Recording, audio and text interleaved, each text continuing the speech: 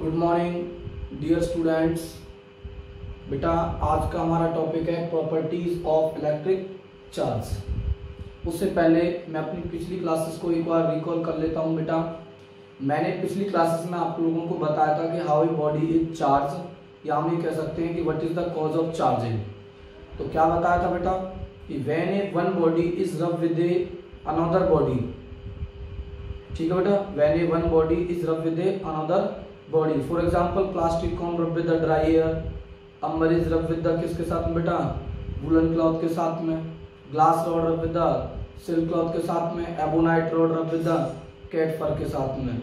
तो dear students actually में क्या होता है, इलेक्ट्रॉन ट्रांसफर करते हैं। तो इलेक्ट्रॉन ट्रांसफर होने की वजह से बॉडी, दोनों बॉडी ही क्या हो जाती है, इक्वल एंड अपोजिट चार्ज हो जाती है। मतलब जो बॉडी इलेक्ट्रॉनों को गेन करेगी वो नेगेटिवली चार्ज बॉडी होगी, और जो इलेक्ट्रॉनों को लॉस करेगी बेटा वो पॉजिटिवली चार्ज बॉडी होगी। एक चीज मैंने आप लोगों को बताई थी कि जब जो बॉडी इलेक्ट्रॉनों को गेन करती है, जिसको हम नेगेटिवली चार्ज बॉडी बोल रहे हैं, उसके मास पर क्या इफेक्ट पड़ता है। तो डियर स्टूडेंट्स मास उसका इंक्रीज हो जाता है, और जो बॉडी इलेक्ट्रॉनों का लॉस करती है डियर स्टूडेंट्स वो पॉजिटिवली चार्ज बॉडी होती है, और उसका मास क्या होता है बेटा, डिक्रीज होता है। तो हमने कॉज ऑफ चार्जिंग के बारे में स्टडी कर लिया अच्छे तरीके से।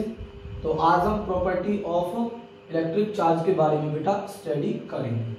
तो सबसे पहले मैं आप लोगों को बता देता हूं, एक सिंपल सी प्रॉपर्टी है कि लाइक जो चार्ज जो होते हैं डियर स्टूडेंट्स, लाइक चार्ज जो होते हैं वो ऑलवेज क्या करते हैं डियर स्टूडेंट्स, रिपेल करते हैं। Like charge repel and unlike charge always attract with each other, always attract with each other। Okay dear students, ये सिंपल सी चीजें हैं, मैं आप लोगों को पिछली क्लास में बता चुका हूं।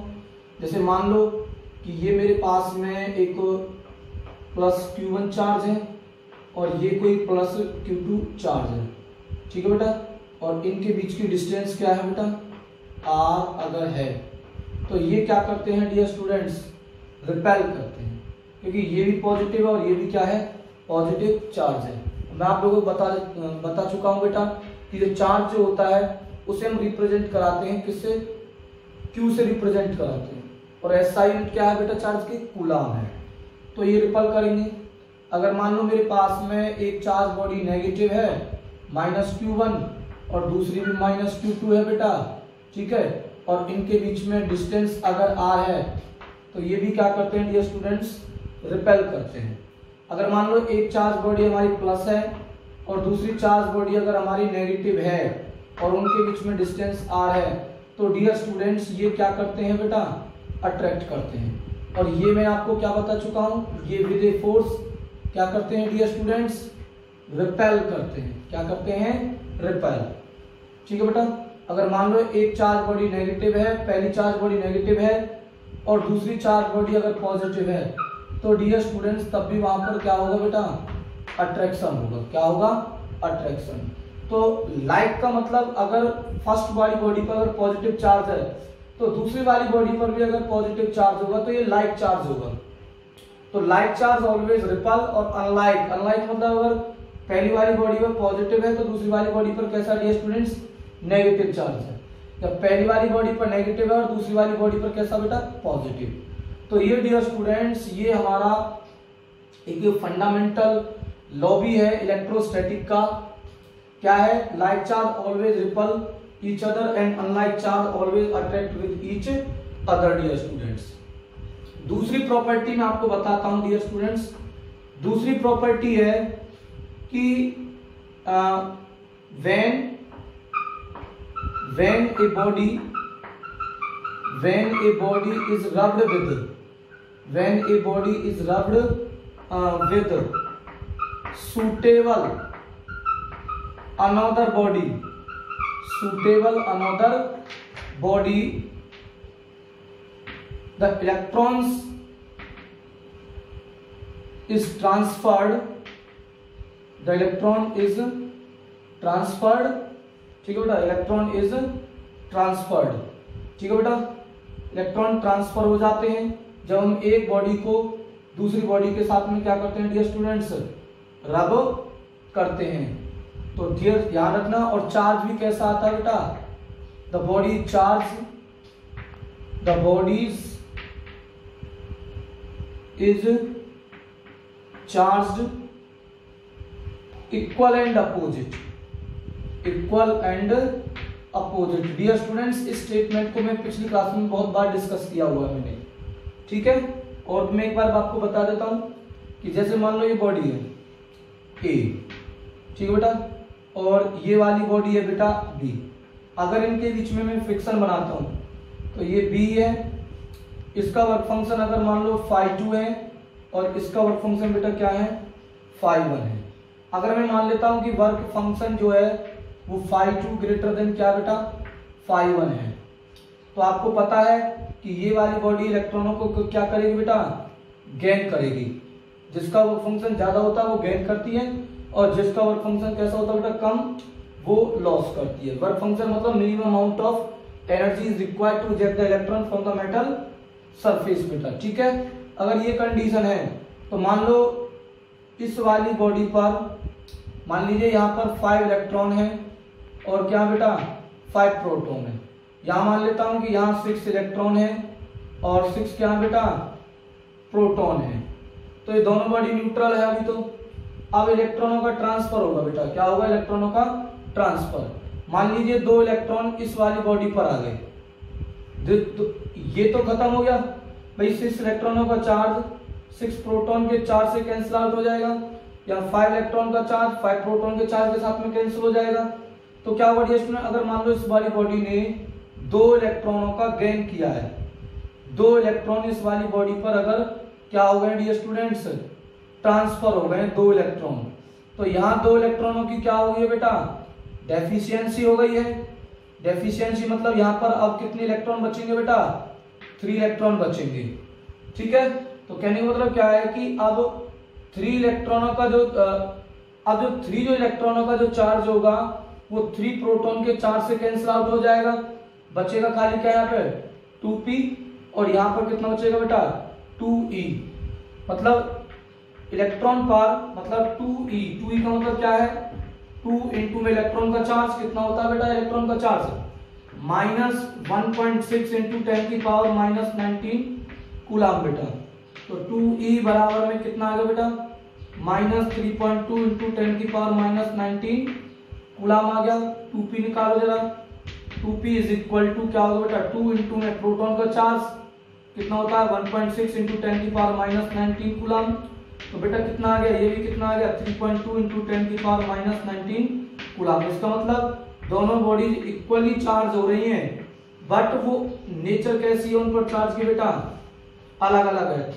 अगर जो बॉडी जिस वाली बॉडी पर इलेक्ट्रॉन आए हैं उस पर नेगेटिव चार्ज आ गया, जिसने लॉस करे अपने इलेक्ट्रॉन उस पर कैसा आ गया बेटा, पॉजिटिव चार्ज आ गया। ये स्टेटमेंट आपको ध्यान रखिए। Second property, when A body is with a suitable another body the electron is transfer the body charge equal and opposite बेटा, ठीक है।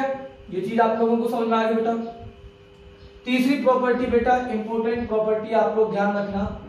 इंपॉर्टेंट प्रॉपर्टी ये है कि अगर मान लो, मतलब मैं लिख देता हूं यहां पर पहले, charge is invariant, charge is invariant. Variant का मतलब समझते हो वेरिएबल होना, इनवेरिएंट का मतलब है वेरिएंट नहीं होना। इट मीन मैं आपको ये समझाऊंगा स्टेटमेंट आपको क्या बता रही है, ये प्रॉपर्टी क्या बताती है। जैसे मान लो कोई ऑब्जेक्ट है, ये मान लीजिए कोई चार्ज बॉडी है, ठीक है बेटा, इस पर जो चार्ज है वो मान लीजिए 4 कूलम है। कितने कूलम बेटा, 4 coulomb.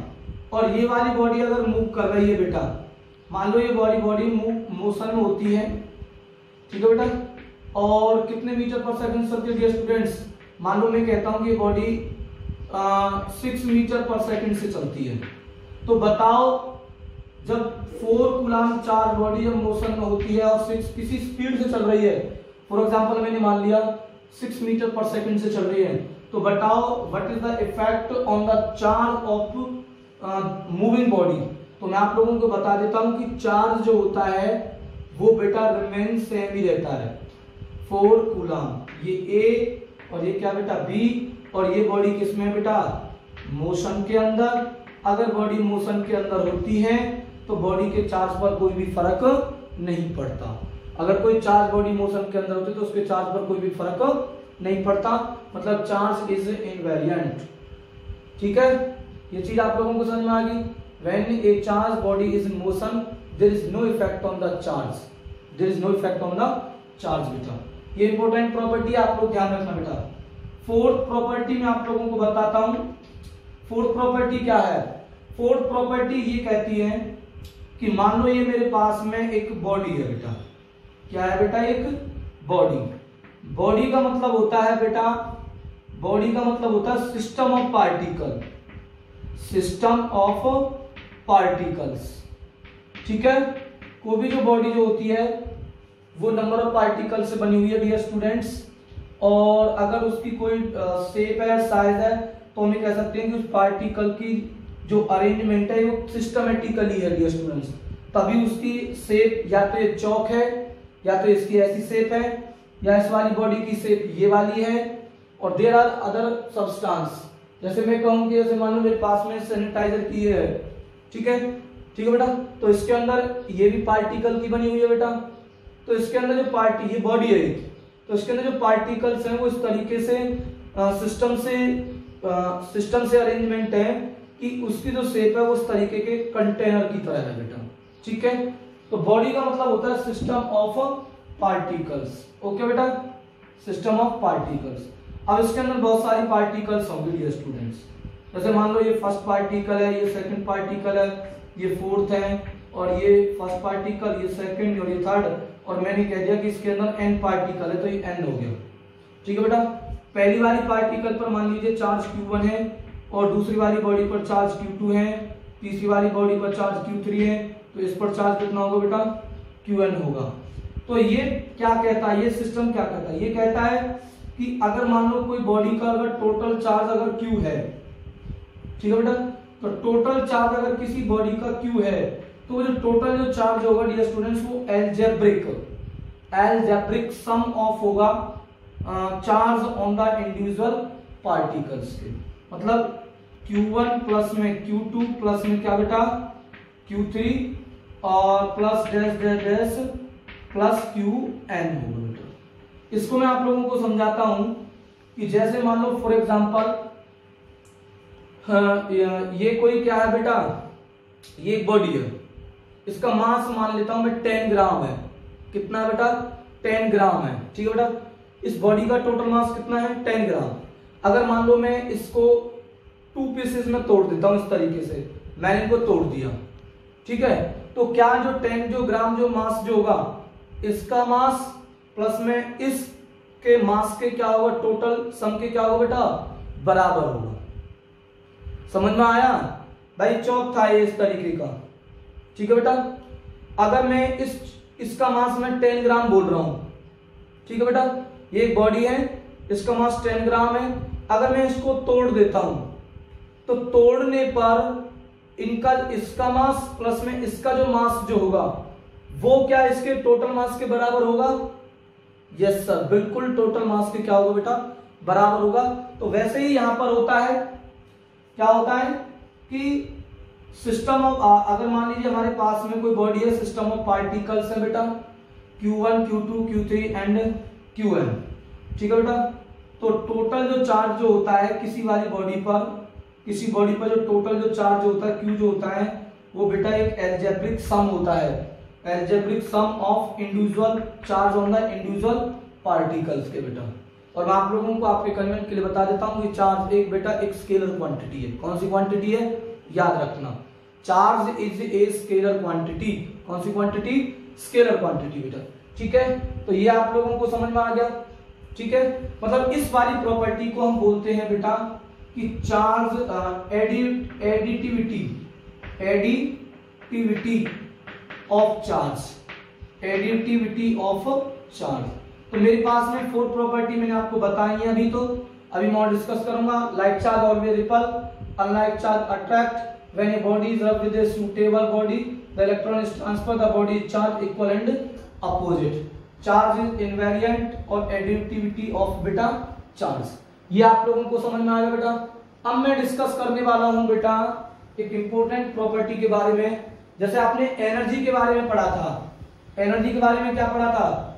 Energy is neither be created nor be destroyed, it can change one form to another form।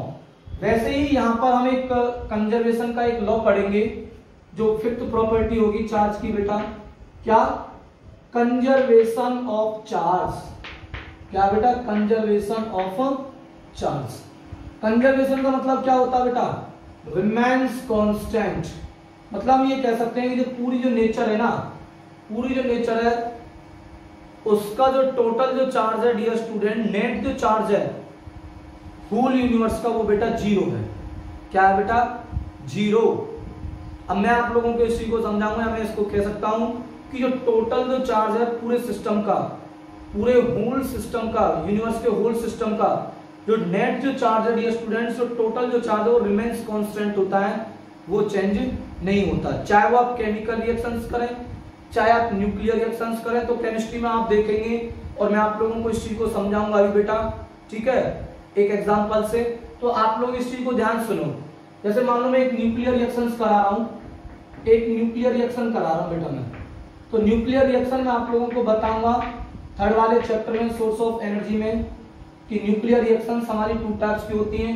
एक न्यूक्लियर फ्यूजन होता है और एक होता है न्यूक्लियर फिजन होता है बेटा। न्यूक्लियर फिजन और फ्यूजन होता है, ठीक है बेटा। मतलब जो एटम जो न्यूक्लियर जो बॉम्ब जो होते हैं उनके अंदर न्यूक्लियर रिएक्शंस ही होती है बेटा, ठीक है। तो वहां पर भी हमारा जो चार्ज है वो कंजर्व होता है। क्या होता है? कंजर्व। तो इस चीज को आप लोग समझें। जैसे मान लो न्यूक्लियर रिएक्शंस में मैंने एक न्यूक्लियर फ्यूजन ले लिया। मतलब जैसे मान लो मेरे पास में एक यूरेनियम है, ठीक है। क्या बेटा? यूरेनियम। यूरेनियम का मास नंबर 235 वाला मैं ले रहा हूं और जो एटॉमिक जो नंबर है बेटा वो है 92 है बेटा। क्या है? 92। यूरेनियम 235 92 मतलब मास नंबर 235 और 92 एटॉमिक नंबर है बेटा, ठीक है। अगर मैं इसे एक न्यूट्रॉन के साथ में अगर मैं इसे रिएक्ट कराता हूं, किसके साथ में बेटा? न्यूट्रॉन के साथ में, तो बेसिकली क्या होता है यहां पर बेटा? फ्यूजन होता है। फ्यूजन मतलब जो यूरेनियम जो होता है इस एटम का, यूरेनियम जो एटम है उसका जो न्यूक्लियस होता है बेटा हैवी न्यूक्लियस होता है बेटा। कैसा न्यूक्लियस होता है? हैवी न्यूक्लियस है। इस चीज को मैं डिस्कस करूंगा लेटर सोर्स ऑफ एनर्जी वाले में, ठीक बेटा। हैवी न्यूक्लियस है। तो हैवी जो न्यूक्लियस जो होते हैं ना बेटा वो अनस्टेबल होते हैं, अनस्टेबल। तो स्टेबिलिटी के लिए यूरेनियम 235 है वो अपना फ्यूजन कर लेता है बेटा अपनी स्टेबिलिटी के लिए, ठीक है। किसके लिए? स्टेबिलिटी के लिए। और वो दो प्रोडक्ट के अंदर जो छोटे छोटे न्यूक्लियाई के अंदर जो स्टेबल होते हैं उनके अंदर क्या हो जाता है बेटा? ये ब्रेक डाउन हो जाता है। तो मैं यहाँ पर मान रहा हूं एक बेरियम और एक है बेटा मेरे पास में क्या है? क्रिप्टन है। मैं यहां लिख देता हूं बेरियम और ये क्या बेटा हमारे पास में? क्रिप्टन है। क्या बेटा? क्रिप्टन। इसका मैं आप लोगों को बता देता हूं कि इसका मास जो नंबर होता है वो 141 होता है और एटॉमिक नंबर इसका बेटा 56 होता है। क्रिप्टन का 94 होता है मास नंबर और एटॉमिक नंबर बेटा क्या होता है? 36 होता है। प्लस में बेटा निकलते कितने इलेक्ट्रॉन कितने न्यूट्रॉन है? 3 न्यूट्रॉन निकलते हैं। प्लस में क्या निकलती है बेटा? प्लस में निकलती है क्यू। क्यू का मतलब है, क्यू का मतलब होता है यहाँ पर कि हीट वैल्यू, हीट वैल्यू को रिप्रेजेंट करता है। मतलब हम ये कह सकते हैं tremendous amount of energy, tremendous amount of energy. Energy क्यों निकलेगी ये भी हम उसी चैप्टर में डिस्कस करेंगे। बस हम अब फिलहाल क्या समझ रहे हैं? कंजर्वेशन ऑफ चार्ज के बारे में। तो यूरेनियम 235 है डियर स्टूडेंट्स, जिसका मास नंबर एटॉमिक नंबर 92। जब उसे हम न्यूट्रॉन के साथ में रिएक्ट कराते हैं तो उसका फ्यूजन होता है। फ्यूजन मतलब होता है बेटा ब्रेक डाउन होना, ठीक है। अब यूरेनियम क्यों ब्रेक डाउन होता है? क्योंकि इसका न्यूक्लियस हैवी होता है, और ये अगर किसी एटम का न्यूक्लियस अगर हैवी होता है तो डियर स्टूडेंट्स वो एटम जो होते हैं वो अनस्टेबल होते हैं। कैसे होते हैं? अनस्टेबल होते हैं। तो ये स्टेबिलिटी के लिए बेरियम में और किसमें टूट जाता है बेटा? क्रिप्टन के अंदर टूटता है। अब देखो डियर स्टूडेंट ध्यान से देखो, न्यूट्रॉन पर तो कोई चार्ज होता नहीं है। न्यूट्रॉन पर चार्ज कैसा होता है बेटा? 0 होता है। अब मैं देखता हूं यूरेनियम पर कितना चार्ज होगा। तो यूरेनियम का Z कितना है? 92 है। Z मतलब एटॉमिक नंबर। तो इलेक्ट्रॉन्स कितने होंगे? 92। प्रोटॉन कितने होंगे बेटा? 92 होंगे। Electron charge on neutron, charge on neutron, neutron पर चार्ज कैसा होगा? 0। अब अगर मैं चार्ज ऑन यूरेनियम देखूं, टोटल चार्ज अगर मैं देखूं, टोटल चार्ज अगर मैं देखूं, टोटल चार्ज ऑफ रिएक्टेंट का, किसका बेटा? रिएक्टेंट। यूरेनियम और न्यूट्रॉन रिएक्टेंट ही है बेटा। तो इनका जो टोटल जो चार्ज होगा डियर स्टूडेंट्स कैसा होगा? 0 के बराबर होगा। क्यों? क्योंकि इलेक्ट्रॉन पर, न्यूट्रॉन का तो कोई चार्ज है नहीं। इलेक्ट्रॉन का जो चार्ज प्रोटॉन के चार्ज के क्या होता है? इक्विवेलेंट क्या होता है? अपोजिट। और नंबर भी बराबर है। जब इलेक्ट्रॉन का नंबर प्रोटॉन के नंबर के बराबर हो तो याद रखना नेट जो चार्ज जो होगा किसी वाली बॉडी पर वो कैसा होगा बेटा? कैसा होगा बेटा? 0 होगा। तो टोटल चार्ज ऑफ रिएक्टेंट 0। अगर प्रोडक्ट का देख लेते हैं, प्रोडक्ट में चार्ज कैसे निकालेंगे आप लोग ध्यान सुनो। प्रोडक्ट में देखो बेटा ध्यान से, Z की वैल्यू कितनी है बेटा? 56। ठीक है बेटा, मैं बेरियम की बात कर रहा हूं। ठीक है बेटा, तो बेरियम के अंदर इलेक्ट्रॉन में 56 और प्रोटॉन भी कितना बेटा? 56। ठीक है, ठीक है बेटा। तो बेरियम पर चार्ज कितना हो जाएगा? न्यूट्रॉन पर तो चार्ज 0 है, तो इस पर चार्ज कितना हो जाएगा बेटा? ये चार्ज खत्म हो जाएगा क्योंकि इलेक्ट्रॉन का चार्ज इक्विवेलेंट अपोजिट होता है। तो 0 बचा इस पर। तो बेटा बेरियम पर चार्ज कितना है? चार्ज ऑन बेरियम कितना है बेटा? 0। क्रिप्टन पर चार्ज निकालूंगा। क्रिप्टन का अगर मैं बात करूंगा तो क्रिप्टन का नंबर कितना है? Z की वैल्यू 36 और क्या बेटा? Z की वैल्यू 36 हो गई और इलेक्ट्रॉन भी 36 और प्रोटॉन भी क्या बेटा? 36। तो यहां पर भी चार्ज कैसा होगा? 0। तो टोटल चार्ज की अगर मैं बात करूं, नेट चार्ज की अगर बात करूं, net charge of product, net charge of product क्या होगा बेटा? इसका चार्ज 0, क्रिप्टन का चार्ज 0, न्यूट्रॉन का चार्ज 0। तो टोटल चार्ज कितना आया? 0। क्या हमारा जो चार्ज होता है वो बिफोर रिएक्टेंट और आफ्टर रिएक्टेंट में जो नेट जो चार्ज है वो क्या चेंज हुआ बेटा? नो। सर कहने मतलब क्या है कि बिफोर रिएक्टेंट मतलब रिएक्टेंट का चार्ज और जो प्रोडक्ट का जो चार्ज है डियर स्टूडेंट्स वो रिमेन्स क्या होता है? कांस्टेंट है। क्या बेटा? कांस्टेंट होता है। अगर यहाँ 0 है तो वहां पर भी क्या है बेटा? 0। इट मींस हम ये कह सकते हैं कि चार्ज कंजर्वेशन को फॉलो करता है। चार्ज किसको फॉलो करता है बेटा? कंजर्वेशन को फॉलो करता है डियर स्टूडेंट्स। ठीक है, तो कंजर्वेशन ऑफ चार्ज को हम कैसे बोलेंगे? Charge is neither be created nor be destroyed. It can transfer from one body to another body. Dear students, और भी बहुत सारी केमिकल रिएक्शंस हैं और बेटा और वैसे न्यूक्लियर रिएक्शंस हैं जिसमें जो नेट जो चार्ज जो होता है ना डियर स्टूडेंट्स वो कैसा होता है? 0 होता है। उसी चीज को हम कंजर्वेशन ऑफ क्या बोलते हैं बेटा? चार्ज बोलते हैं। क्या बोलते हैं? Conservation of charge. एक और हमारे पास में बेटा एक और हमारी प्रॉपर्टी है, one of the important property, इसके बारे में हम डिस्कस करेंगे। उस प्रॉपर्टी का नाम है बेटा क्वांटाइजेशन ऑफ चार्ज। क्या है बेटा? क्वांटाइजेशन ऑफ चार्ज और one of the important property है, याद रखना बेटा। ठीक है, क्या है मैं आपको बता देता हूं। 6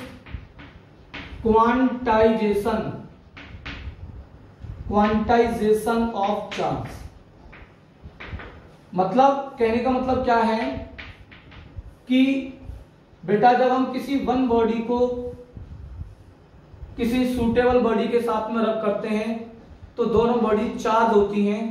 तो जो चार्ज, कितना चार्ज आता है, मतलब क्वांटिटी ऑफ चार्ज कितना होता है डियर स्टूडेंट्स, वो हमारा क्वांटाइजेशन ऑफ चार्ज है। या हम ये बोल सकते हैं कि मिनिमम अमाउंट ऑफ चार्ज से, किसी मिनिमम वैल्यू से अगर हम किसी फिजिकल क्वांटिटी के अमाउंट को अगर हम चेंज कर दें तो डियर स्टूडेंट्स वो क्वांटम कहलाता है। क्या कहलाता है? क्वांटम कहलाता है। तो dear students quantization of charge है, आप लोग इस चीज को ध्यान सुनेंगे जो आपको मैं समझा रहा हूं।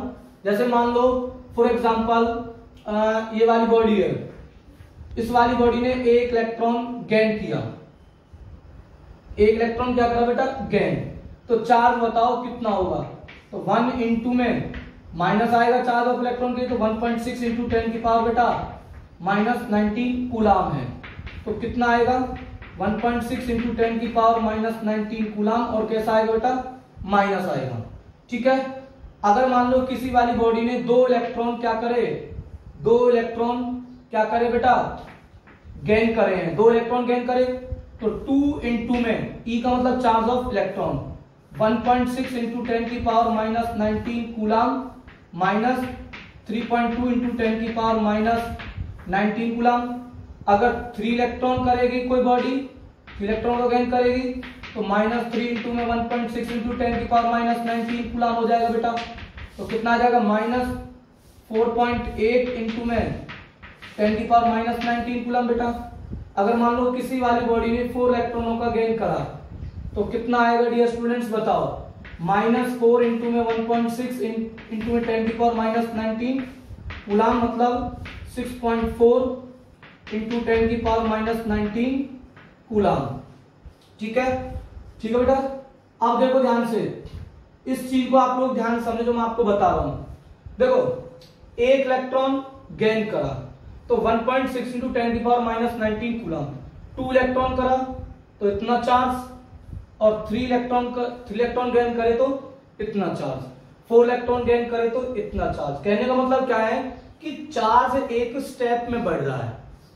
चार्ज किस में बढ़ रहा है? हमेशा स्टेप में बढ़ रहा है। ऐसा नहीं है कि 1.6 इंटू 10 की पावर -19 कूलाम से वो 2 इंटू 10 की पावर -19 कूलाम हो गया, या 3 इंटू 10 की पावर -19 कूलाम हो गया। तो देखो 1.6 इंटू 10 की पावर -19 के बाद कौन सा चार्ज आएगा? कितना चार्ज आ सकता है किसी बॉडी पर? 3.2 इंटू 10 की पावर -19 कूलाम। फिर कितना चार्ज आ सकता है? मतलब इनके बीच में चार्ज पॉसिबल, मतलब 3.2 इंटू 10 की पावर -19 कूलाम और 4.8 इंटू 10 की पावर -19 कूलाम के बीच में कोई भी चार्ज नहीं है। इसका मतलब वो चार्ज किसी बॉडी पर पॉसिबल नहीं हो सकता। क्यों पॉसिबल नहीं हो सकता? मैं आप लोगों को इस चीज को समझाता हूं कि बेटा जो इलेक्ट्रॉन, बॉडी किसके कारण चार्ज होती है? इलेक्ट्रॉन के कारण चार्ज होती है। किसके कारण होती है? इलेक्ट्रॉन के कारण। तो मैं आप लोगों को बता देता हूं कि जो इलेक्ट्रॉन जो होता है ना, इलेक्ट्रॉन जो होता है वो इंडिविजुअल होता है। कैसा बेटा? इंडिविजुअल। इंडिविजुअल का मतलब है कि इसकी हम फ्रिक्शन नहीं कर सकते। It can not be break down. अगर इलेक्ट्रॉन ब्रेक डाउन नहीं हो सकता तो मिनिमम जो चार्ज है वो उस नेचर के अंदर वो कितना पॉसिबल होगा? केवल 1.6 इंटू 10 की पावर -19 कूलाम ही चार्ज पॉसिबल होगा। क्योंकि इलेक्ट्रॉन प्रोटॉन पे जो चार्ज है, तो इलेक्ट्रॉन के कारण कोई बॉडी चार्ज होती है। अगर इलेक्ट्रॉन के कारण बॉडी चार्ज हो रही है, इलेक्ट्रॉन इंडिविजुअल है, मतलब इलेक्ट्रॉन की कोई सब इलेक्ट्रॉनिक पार्टिकल्स नहीं होती। ठीक है बेटा, इसलिए हम ये बोल देते हैं कि मिनिमम जो चार्ज पॉसिबल है नेचर के अंदर वो बेटा इलेक्ट्रॉन के चार्ज के बराबर ही पॉसिबल है, इससे पॉसिबल नहीं है। इससे ज्यादा वैल्यू चार्ज की पॉसिबल नहीं हो सकती। मतलब अगर इलेक्ट्रॉन इंडिविजुअल है तो कहने मतलब क्या है कि ना तो हम हाफ इलेक्ट्रॉन ला सकते हैं, ना 1.5 इलेक्ट्रॉन ला सकते, ना ही हम 3.5 ला सकते। मतलब कहने मतलब क्या है कि जब हम किसी एक बॉडी को दूसरी बॉडी के साथ में रब करते हैं तो integral number of electron transfer होते हैं। कैसे नंबर ऑफ इलेक्ट्रॉन ट्रांसफर होते हैं? Integral number of electron transfer होते हैं। इंट्रीगल क्यों बोल रहा हूं मैं आप लोगों को ध्यान सुने। इंट्रीगल में क्यों बोल रहा हूं? क्योंकि इलेक्ट्रॉन को हम डिवाइड नहीं कर सकते, मतलब फ्रिक्शनल पार्ट इलेक्ट्रॉन का पॉसिबल नहीं होता है। फ्रिक्शनल पार्ट इलेक्ट्रॉन का पॉसिबल नहीं, अगर इलेक्ट्रॉन का फ्रिक्शनल पार्ट नहीं है तो या तो 1 आएगा, 2 आएगा, 3 आएगा, 4 आएगा, 6, मतलब इंट्रीगल नंबर की फॉर्म में इलेक्ट्रॉन या तो लॉस होंगे या वो क्या होंगे डियर स्टूडेंट्स, गेन होंगे। इसलिए हम ये बोल देते हैं कि 1.6 इंटू 10⁻⁻19 कूलम के बाद में ये चार्ज पॉसिबल होगा, फिर ये चार्ज पॉसिबल होगा, फिर ये चार्ज पॉसिबल होगा। मतलब मैं कहूंगी 6.5 बताओ, 6.5 पॉसिबल नहीं है क्योंकि इलेक्ट्रॉन का फ्रिक्शन कभी पॉसिबल हो ही नहीं सकता। ठीक है, अगर मान लो कोई बॉडी अगर मान लो n इलेक्ट्रॉनों का गेन करती है, n number of electron gain करती है, तो चार्ज कितना आएगा बेटा, Q इज इक्वल टू कितना आएगा बेटा, Q इज इक्वल टू कितना आएगा, कितने इलेक्ट्रॉन लिए उसने, n इलेक्ट्रॉन लिए। एक इलेक्ट्रॉन का चार्ज कितना होता है, E मान लेता हूं, एक इलेक्ट्रॉन का चार्ज कितना है 1.6 इंटू 10⁻⁻19 कूलम। तो E इलेक्ट्रॉनों पर जो charge n number of electron का चार्ज कितना होगा, Q is equal to n into में क्या होगा बेटा, E होगा। समझ में आया? ये इंपॉर्टेंट चीज है कि 1 इलेक्ट्रॉन आया तो इतना चार्ज, 2 इलेक्ट्रॉन आया तो चार्ज इतना है, 3 इलेक्ट्रॉन आए तो इतना चार्ज, 4 इलेक्ट्रॉन आए तो इतना चार्ज। अगर n इलेक्ट्रॉन किसी बॉडी में अगर गेन करे हैं, अगर किसी बॉडी ने n इलेक्ट्रॉनों को गेन करा है, कितने इलेक्ट्रॉन को, n इलेक्ट्रॉन को, तो चार्ज कितना आएगा, n इंटू में क्या आएगा बेटा, E आएगा। n का मतलब होता है integral number of electron, integral number of क्या बेटा, इलेक्ट्रॉन्स होता है, इंट्रीगल नंबर ऑफ इलेक्ट्रॉन। ठीक है बेटा, ये समझ में आ गया आप लोगों को। अगर कोई बॉडी गेन करेगी तो नेगेटिव आएगा, अगर लॉस करेगी तो क्या आएगा बेटा, पॉजिटिव आएगा। तो Q is equal two plus minus NE, इसी को हम बोलते हैं क्वांटाइजेशन ऑफ चार्ज। मतलब कैसे डिफाइन करेंगे, it is defined as the product of the integral number of electron with the elementary charge of the electron. अगर हम इंट्रीगल नंबर ऑफ इलेक्ट्रॉन को अगर इलेक्ट्रॉन के चार्ज के साथ में अगर मल्टीप्लाई कर देते हैं तो उस वाली बॉडी पर कितनी क्वांटिटी का चार्ज आएगा, उसे हम क्या करेंगे, इसमें मेजरमेंट कर लेंगे। इसी चीज को हम बोलेंगे quantization of charge. Dear students, तो आज की क्लासेस में मैं आप लोगों को इतनी ही प्रॉपर्टी बता पाऊंगा बेटा। तो आई होप आपको ये समझ में आई होंगी। मोस्ट इंपोर्टेंट प्रॉपर्टी है चार्ज की, आप अच्छे तरीके से बेटा इसको तैयार करें।